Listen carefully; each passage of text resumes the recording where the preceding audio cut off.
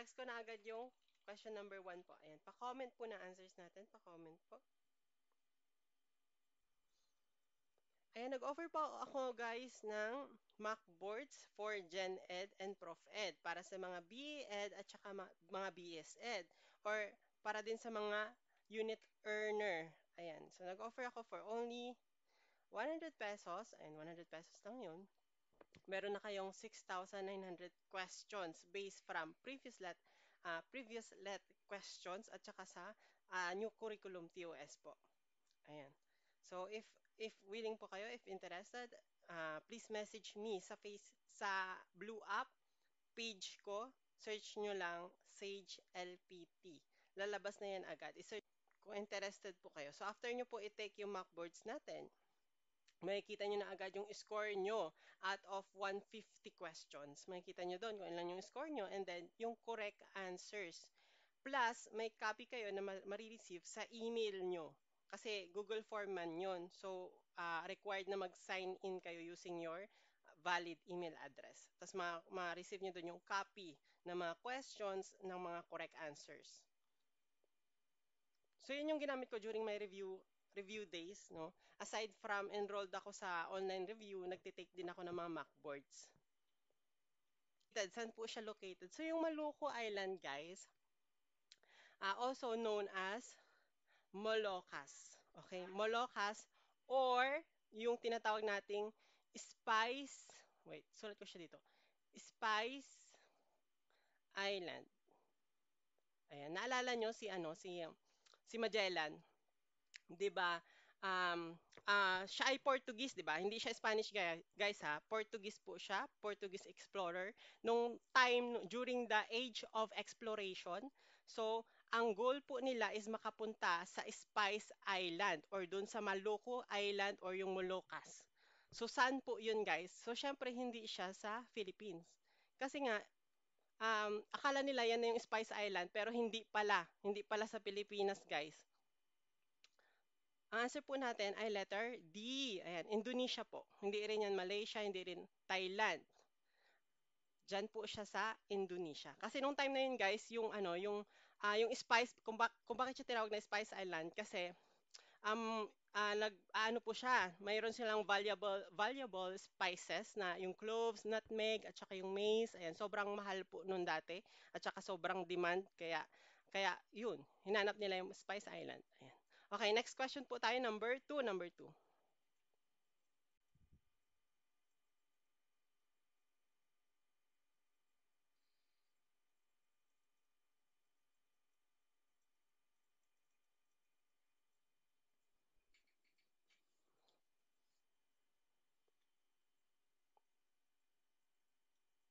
Number 3, which of the following is the world's largest island by area? So sa Gen Ed guys, memorize lang talaga. Memorize is the key. Paramihan lang, ang panalo doon, yung maraming na memorize talaga. Kasi nagve-verbatim yung mga questions na to guys. Nagve-verbatim talaga siya. Kaysa sa Prof Ed tsaka sa major. Okay, yan. Pa-comment po. Letter C, C, D. Ayan. So tanggal na dyan unang-una, si Australia. Kasi si Australia guys, hindi naman siya island. Siya po ay continent. Ayan. Continent po yan. Si China hindi rin. Kasi si China, island ba siya? So hindi rin, no? Country po siya. Si Iceland, hindi rin. So hindi rin siya, island nation po siya. Island nation. So answer po natin dito ay Greenland. So yung top 5 guys, top 5 na um, largest island po natin ay number 1, Greenland. Meron tayo ditong mnemonics na, wait lang po. G, N, B, M, B. Ayan. So si Greenland, siya yung unang-una. Then New Guinea, pangalawa. Ito din lumalabas to si New Guinea guys. Na pangatlo si Borneo. 4 si Madagascar. At saka si number 5, Baffin Island. Ayan. Okay, next question, number 4.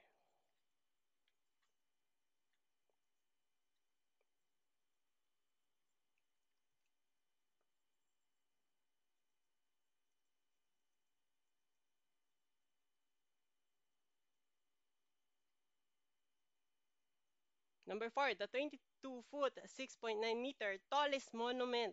Ayan guys. Tallest monument naman ngayon of Dr. Jose Rizal is located in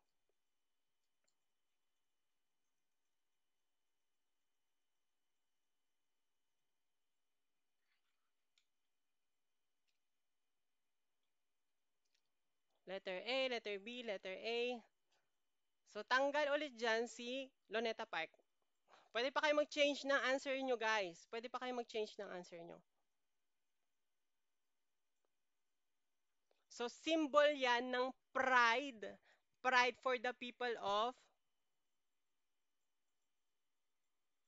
Pride of the people of Laguna, guys. So, answer dito, Calamba, Laguna. Ayan. Doon po yung birthplace ni Jose Rizal, yung hometown niya. Mali po yung Daet, at saka yung Intramuros, Manila. Okay, next question po, number 5.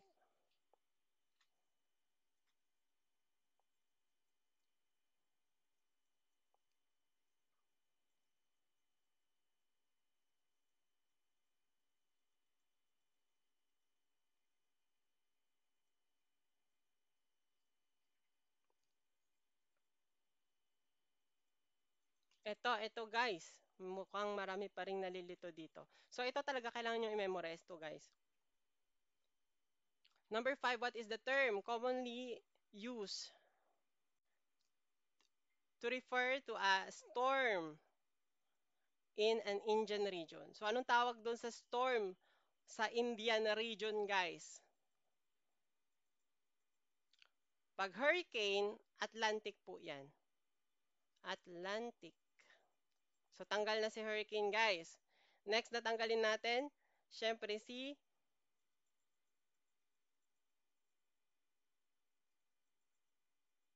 typhoon. Tanggal din si typhoon guys.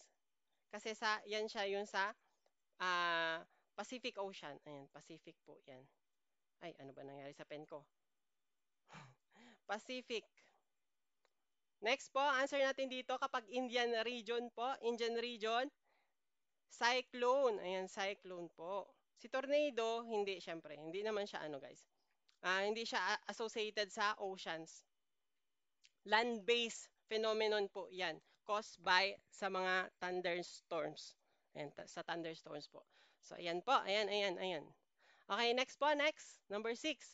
Pa-comment po na answers natin.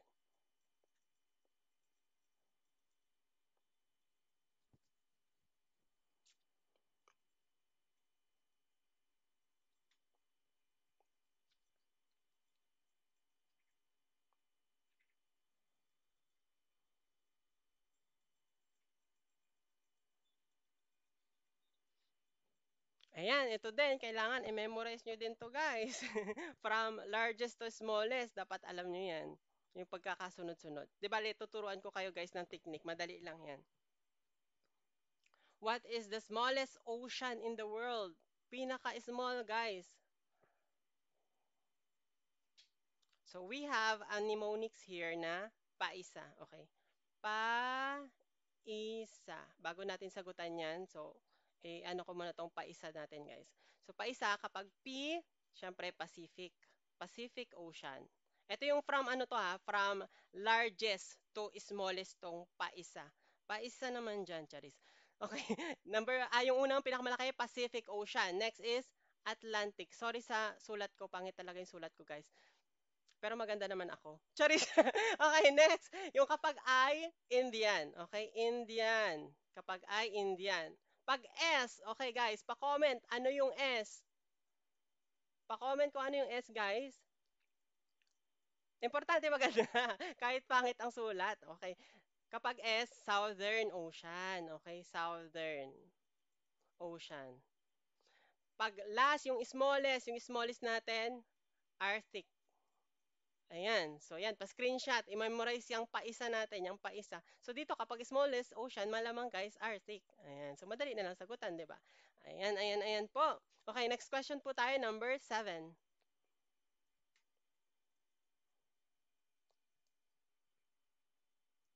Gen Ed po ito. Gen Ed.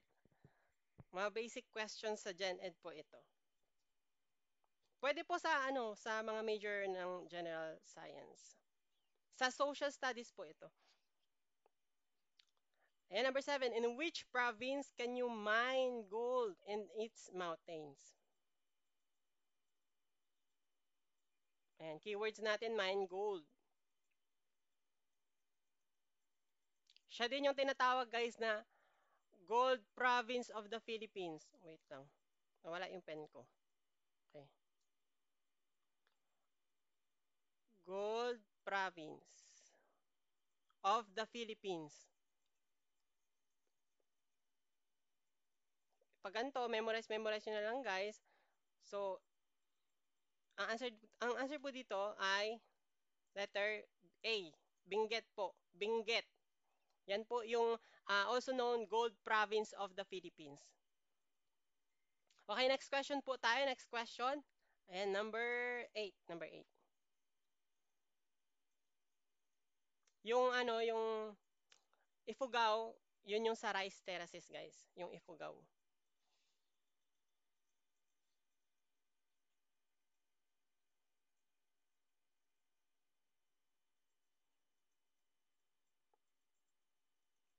Ayan, ayan, ayan, ayan. So, sino sasagot ng letter C at saka letter D dito?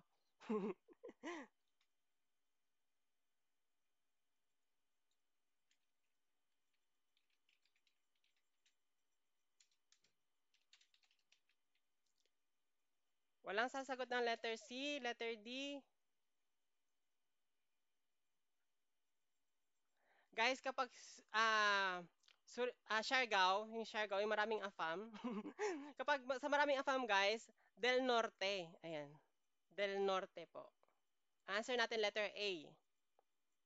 Letter A po. Number 7, balikan natin number 7. So ayan, pag mine gold in its mountains or yung gold province of the Philippines, Benguet. Yung sa Ifugao, yan yung diyan natin makita yung rice terraces. Okay. Pag letter A, ay number 8 naman, where is Siargao located? So i-memorize niyo yan kasi nakakalito yan, nakakalito ito. So Siargao, ayan, litong-lito din ako dito dati. Surigao del Norte. Del Norte, guys. So, gawa na lang kayo ng paraan para ma-memorize niyo yan. Okay, number 9.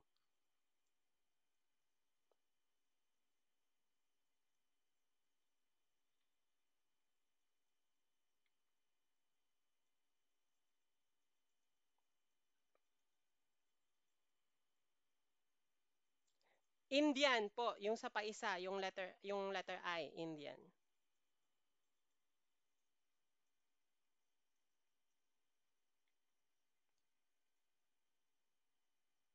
Bakit guys? Bakit dapat hindi siya i-claim or angkinin ni China? Number 9, why should the South China Sea not be claimed solely by China? Bakit? Grabe naman yung mga sumagot ng letter B. Uy, it belongs entirely to the Philippines. Sumali yan, guys. No? Inangkin din natin. So hindi din natin siya pagmamay-ari guys yung South China Sea. Hindi din po. Inangkin niyo na talaga. Okay, change answer, change answer. Syempre hindi din yan uninhabited and has no value kasi grabe guys do. Ang daming doon, no? Ang tawag dito, oil reserves sa South China Sea. So, pwede siyang pagkakitaan talaga ng pera.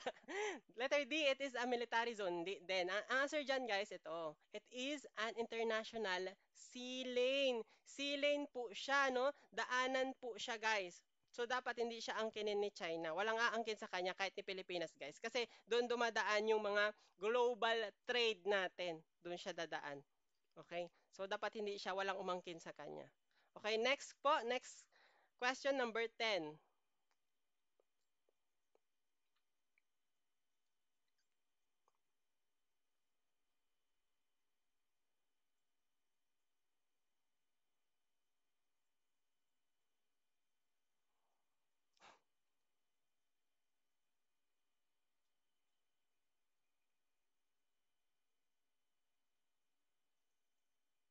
Ito mukhang common na sa iba to. Kasi halos lahat ng reviewers merong ganitong questions eh. May question na, itong question na to meron to. Okay, what is considered the only living remnant of the Philippine Revolution? Oo, also known as Aglipayan Church. Ayan, Aglipayan Church is letter A, Philippine Independent Church. Okay, wag niyo kakalimutan yan, guys. Itong Malacanang, wala yan. Poway Church, wala. Fort Santiago, wala yan. Okay, Philippine Independent Church. Bakit? So, pag-usapan natin siya, guys. So, na-establish yan noong 1902. Pero hindi nyo naman to kailangan i-memorize kasi hindi naman lumalabas yan kung anong year. Yan lang yung ano nyo. Philippine Independent Church kapag remnant of the Philippine Revolution. Na-establish siya noong 1902 by yung nationalist religious movement natin lead by Gregorio Aglipay. So kaya siya tinawag din na Aglipayan Church kasi led siya by Gregorio Aglipay. So hanggang ngayon nananatili ang simbahang Aglipay kasi yan ay tinuturing na isang buhay na pamana ng Rebolusyong Pilipino. Ayan, ayan po. So yung layunin talaga niyan, yung church na yan is yung makuha yung kalayaan mula sa kontrol ng mga Spanish or Spaniards na simbahan. Ayan po. Next question po tayo, number 11.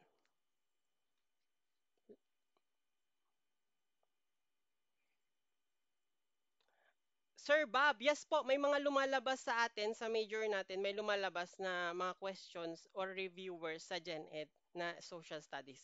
Lumalabas din siya sa major natin.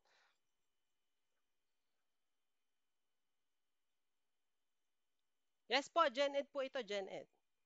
So ito, gasgas na to guys ha. Gasgas na to. What is the name of the first microsatellite built by Filipinos? Kapag microsatellite, so ito lang ang keywords natin dyan guys para hindi tayo malito. Microsatellite, ang answer dyan, Diwata. Eh, si Diwata, siya po yung sa microsatellite. Kapag Maya naman, yan yung nanosatellite. Nanosatellite tuloy. Nanosatellite. Nanosatellite. Ayan. Nanosatellite kapag Maya 1. Si Agila naman, yan yung first owned satellite ng Pilipinas. Okay, pero hindi siya ang hinanap kasi natin dito first na microsatellite, hindi lang satellite. So pag first si Agila 1, yung Bantay 1 wala 'yan. Bantay ka mo diha. Wala 'yan sila 30. So it's either yan si Diwata 1 kapag microsatellite, Maya 1 nanosatellite, and yung Agila kapag first satellite. Okay, hanggang dyan lang po yung questions natin. So maraming salamat po sa pag-join sa akin. Kung gusto nyo po ng more questions pa, i-follow nyo lang po ako sa Blue App, Sage LPT. Sage LPT po. Search nyo lang sa Blue App yan. Message nyo ako sa page ko. So nag-offer ako ng 6,900 questions ng Prof. Ed at saka Gen Ed. Sobrang dami guys. And sobrang yung ito ginamit ko din siya nung nagre-review ako. May marami talaga lumabas dito guys. So sana for only 100 pesos no i-avail niyo na kasi sayang siya guys no. What if may mga lumabas diyan? Diyos ko Lord, what if mag-top notch kayo, 'di ba? Or hindi lang, baka magkaroon pa ng high ratings. Okay, maraming salamat po. Ayan, maraming salamat. Bye-bye. And follow niyo po ako sa YouTube ko. YouTube. Muntik ko na masabi sa Red App. Okay, sa Red App. Kasi binaban ako ni TikTok, guys. Naban ako last time. Ayan, so maraming salamat po. Maraming salamat. Bye-bye.